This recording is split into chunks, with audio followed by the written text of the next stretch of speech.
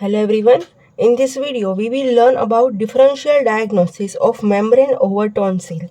अब ये क्या है तो कि अगर कोई पेशेंट हमारे पास आ रहा है और हम वो सोर थ्रोट की कंप्लेंट लेके आ रहा है, फीवर की कंप्लेंट, स्पेसिफिकली थ्रोट से रिलेटेड कंप्लेंट लेके आ रहा है या कोई और डिसीज़ की वजह से हम अगर किसी भी कंडीशन में ओरल कैविटी का एग्जामिनेशन कर रहे हैं एंड उसमें हमें टॉन्सिल के ऊपर मेम्ब्रेन देखने को मिल रहा है, ठीक है।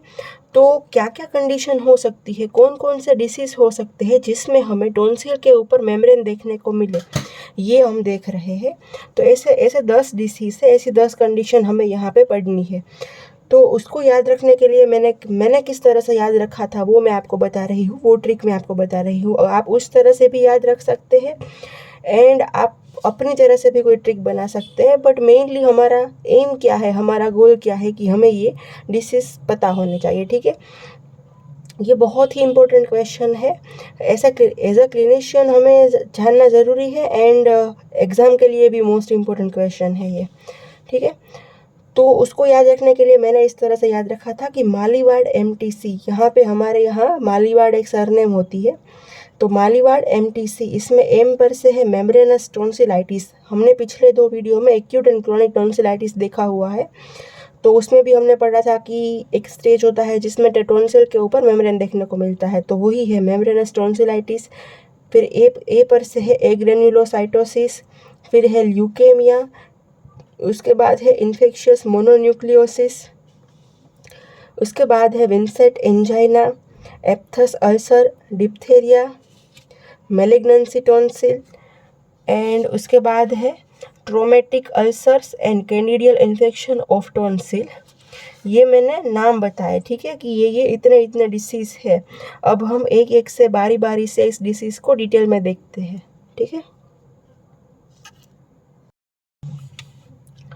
अब सबसे पहले हम इसमें देखते हैं मेम्ब्रेनस टॉन्सिलाइटिस। तो मेम्ब्रेनस टॉन्सिलाइटिस जो है, टॉन्सिलाइटिस हमने पढ़ा है एक्यूट एंड क्रोनिक।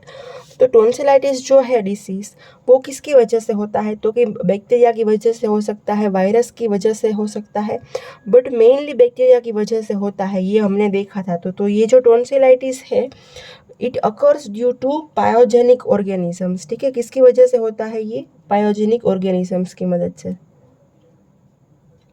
तो नहीं, बट बायोजेनिक ऑर्गेनिजम्स की वजह से ये होता है, ठीक है। इसका मतलब क्या है, तो कि ऐसे ऐसे इन्फेक्शंस जिसमें पस का डेवलपमेंट होता है, पस का प्रोडक्शन होता है, ऐसे स्टेफाइलोकोकस, हीमोफिलस, ये सब बैक्टीरिया की वजह से जो टॉन्सिलाइटिस होता है, वो टॉन्सिलाइटिस के बारे में अब हमें अच्छे से पता ही है। तो टॉन्सिलाइटिस अगर हुआ है तो उसमें हमें मेम्ब्रेन देखने को मिलता है, ठीक है। फिर इसमें क्या होता है इस डिसीज में, तो कि जो मेम्ब्रेन बनेगा ना, वो टॉन्सिल की मीडियल सरफेस पे देखने को मिलेगा। कहाँ पे, मीडियल सरफेस है,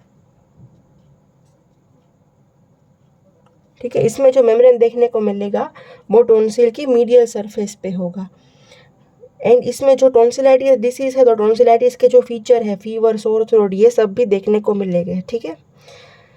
फिर उसके बाद हम देखते हैं एग्रेन्युलोसाइटोसिस।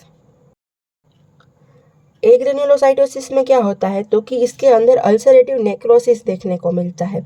अल्सरेटिव नेक्रोसिस टॉन्सिल के ऊपर देखने को मिलता है, मतलब कि टॉन्सिल के ऊपर का थोड़ा सा एरिया होगा जिसमें अल्सर प्रेजेंट होगा एंड उसमें नेक्रोटिक मटेरियल प्रेजेंट होगा, ठीक है। एंड इसका कैरेक्टरिस्टिक फीचर ये है कि इसके अंदर ये जो अल्सरेटिव नेक्रोसिस है, वो सिर्फ टॉन्सिल के ऊपर नहीं देखने को मिलेगी, टॉन्सिल के अलावा ओरल कैविटी की जगह पे भी देखने को मिलेगी, ठीक है। इसके 2 फॉर्म होते हैं, एक्यूट वाला एंड क्रोनिक वाला। तो एक्यूट फॉर्म में क्या होगा, तो कि जो TLC है, TLC वो डिक्रीज हो जाएंगे, ठीक है। एंड पोलीमॉर्फ न्यूट्रोफिल्स भी इतना डिक्रीज हो जाएंगे कि कभी कभी वो 5% से भी कम हो जाएगा, ये TLC डिक्रीज हो जाएगा। एंड कितना डिक्रीज होगा, जो TLC है वो टोटल ल्यूकोसाइट काउंट 2000 पर क्यूबिक mm से भी कम हो सकता है एक्यूट फॉर्म में। एंड क्रोनिक फॉर्म में भी यही होगा कि TLC डिक्रीज हो जाएगा, ठीक है। मेनली क्या होता है ग्रेनुलोसाइटोसिस में, तो कि अल्सरेटिव नेक्रोटिक लीजन देखने को मिलते हैं टॉन्सिल्स के ऊपर एंड ओरल कैविटी के बाकी की जगह के ऊपर भी। इसके बाद अब हम देखते हैं ल्यूकेमिया के बारे में। तो ल्यूकेमिया के अंदर क्या होता है, तो कि जो टीएलसी है, टोटल ल्यूकोसाइट काउंट, वो इंक्रीज हो जाते हैं। एंड ल्यूकेमिया के जो टोटल केसेस है उसमें से अगर हम चिल्ड्रन के केसेस की बात करें तो चिल्ड्रन के अंदर जितने भी ल्यूकेमिया के केसेस हैं उसमें से 75% जो केसेस है वो एक्यूट लिम्फोब्लास्टिक हो गए। एंड उसमें से जो चिल्ड्रन के जितने केसेस है उसमें से 25% केसेस जो है वो एक्यूट माइलोजिनस हो गए। ठीक है, फिर अगर हम एडल्ट्स के केसेस की बात करें तो एडल्ट्स के अंदर 20% जितने केसेस हैं वो लिम्फोसाइटिक हो गए एंड 80% जो केसेस है वो नॉन लिम्फोसाइटिक हो गए। ठीक है, फिर इसमें मैंने आपको बताया कि टीएलसी इंक्रीज हो जाएगा, तो कितना इंक्रीज होगा, तो कि ग्रेटर देन पर क्यूबिक एमएम। ठीक है, पर क्यूबिक एमएम 1 लाख से भी इंक्रीज हो सकता है। फिर इसके अलावा ल्यूकेमिया में क्या देखने को मिलेगा, तो कि एनीमिया प्रेजेंट होगा एंड ये जो एनीमिया है वो प्रोग्रेसिव होगा ऑलवेज। एंड इसके अलावा ब्लास्ट सेल भी देखने को मिलते हैं अगर हम बोन मैरो का एग्जामिनेशन करवाएं तो अभी तक हमने 3 डिसीज की बात कर ली है, टॉन्सिलाइटिस, ग्रेन्युलोसाइटोसिस एंड ल्यूकेमिया। अब इसके बाद हम देखते हैं इन्फेक्शियस मोनोन्यूक्लियोसिस के बारे में। ठीक है, इन्फेक्शियस मोनोन्यूक्लियोसिस में क्या होता है, तो कि ये जो डिसीज़ है वो मेनली यंग एडल्ट्स को अफेक्ट करता है। एंड इसमें क्या देखने को मिलता है, तो कि जो टॉन्सिल्स हो गए वो एनलार्ज हो गए कंजेस्टेड हो गए, टॉन्सिल्स एनलार्ज हो गए, कंजेस्टेड हो गए एंड टॉन्सिल्स के ऊपर मेम्ब्रेन कवर होगा। तो both the tonsils are very much enlarge, congested and covered with membranes. फिर उसमें क्या होगा, तो कि जो पोस्टीरियर ट्रायंगल ऑफ नेक है उसमें लिम्फ नोड्स एनलार्ज हो गई होगी। ठीक है, लिम्फ नोड्स भी एनलार्ज हो गई होगी एंड कहाँ की लिम्फ नोड एनलार्ज हो गई होगी, तो जो पोस्टीरियर ट्रायंगल ऑफ नेक है वहाँ की। एंड इसमें साथ साथ में स्प्लिनोमेगाली भी देखने को मिलेगा। ठीक है, स्प्लिनोमेगाली भी देखने को मिलेगा। एंड इसमें क्या होता है कि generally enlarge and congested tonsils तो नॉर्मली टॉन्सिलाइटिस में भी देखने को मिलते हैं। तो हमें कैसे पता चलेगा कि ये इन्फेक्शियस मोनोन्यूक्लियोसिस वाला केस है, तो हम इसे टॉन्सिलाइटिस मान के ही ट्रीट करेंगे, तो हम उसको एंटीबायोटिक्स देंगे। एंड एंटीबायोटिक की जो ट्रीटमेंट देंगे हम उसको, तो भी उसको कुछ फ़र्क नहीं पड़ेगा, तब हमें पता चलेगा कि जो हमने डायग्नोस किया है वो गलत है। एंड फिर हम दूसरी जो प्रोबेबिलिटी है वो सोचेंगे एंड बाद में हमें पता चलेगा कि ये केस है। ठीक है, फिर इसमें क्या होगा, तो कि अगर हम इसमें ब्लड स्मीयर करवाएं तो वो ब्लड स्मीयर में मोर देन 50% हमें लिम्फोसाइट्स देखने को मिलेंगे एंड इसमें से 10% है वो एटिपिकल हो गए। ठीक है,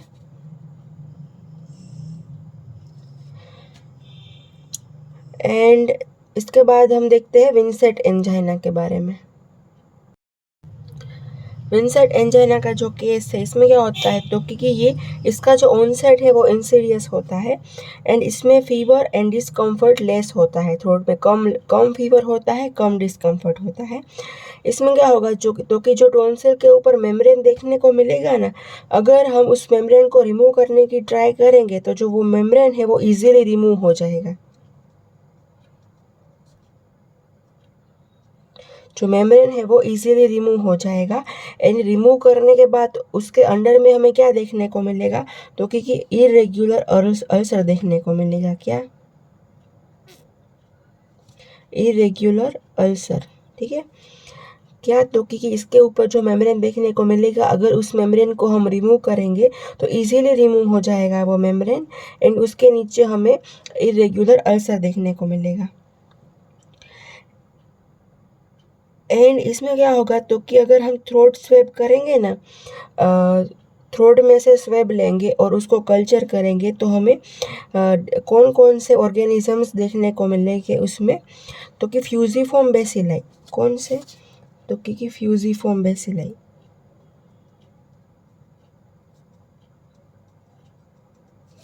एंड दूसरे हैं स्पायरोचिट्स।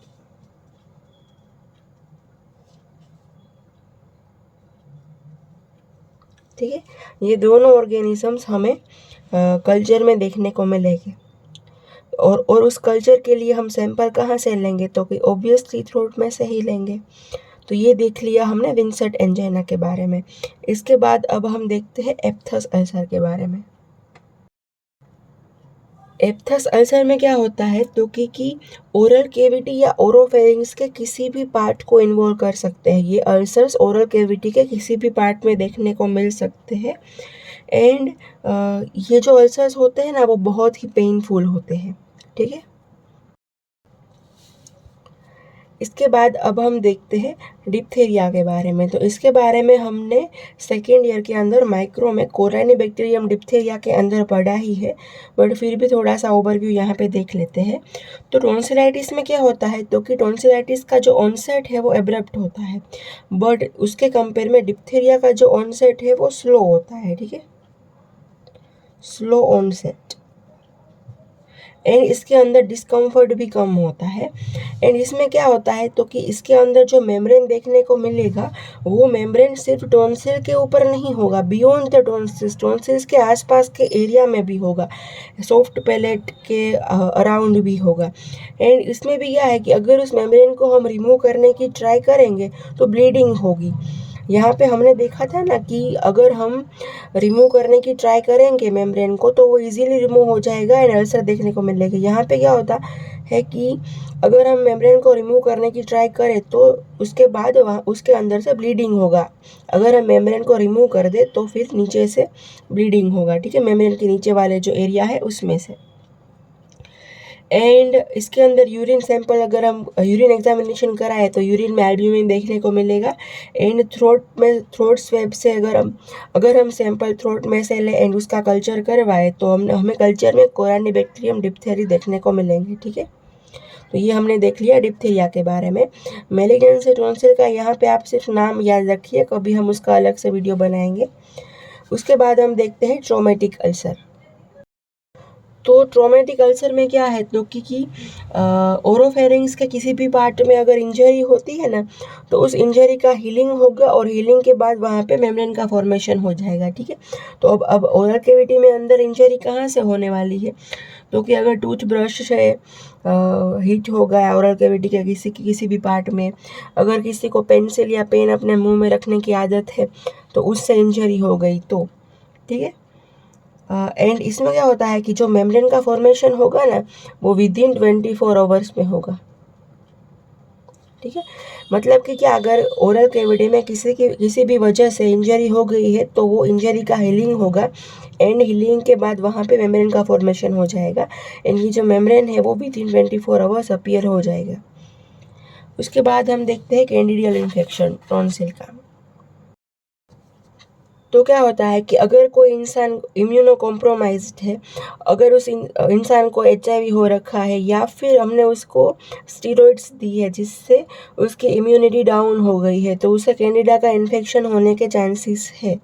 ठीक है, तो अगर ऐसा है तो हम एग्जामिनेशन क्या करवाएंगे तो कि हम पहले तो फिजिकल एग्जामिनेशन करेंगे, उसका ओरल कैविटी का एग्जामिनेशन करेंगे, फिर हम टोटल ल्यूकोसाइट काउंट करवाएंगे, फिर हम DLC करवाएंगे, डिफरेंशियल ल्यूकोसाइट काउंट करवाएंगे, फिर उसके बाद क्या है तो कि हम ब्लड स्मीयर भी करवाएंगे। ठीक है, एंड उसके बाद हम थ्रोट में से स्वेब लेके उसका कल्चर भी करवाएंगे, बोन मेरो एस्पिरेशन या नीडल बायोप्सी भी करवा सकते हैं। तो ये टेस्ट करवाएंगे हम कैंडिडियल इन्फेक्शन के लिए। तो आई होप आपको इस सब डिसीज़ के बारे में थोड़ा थोड़ा आइडिया आ गया है। अगर कोई डाउट है तो आप मुझे कमेंट सेक्शन में पूछ सकते हैं, कोई सजेशन है तो भी वहाँ पे दे सकते हैं। Thank you.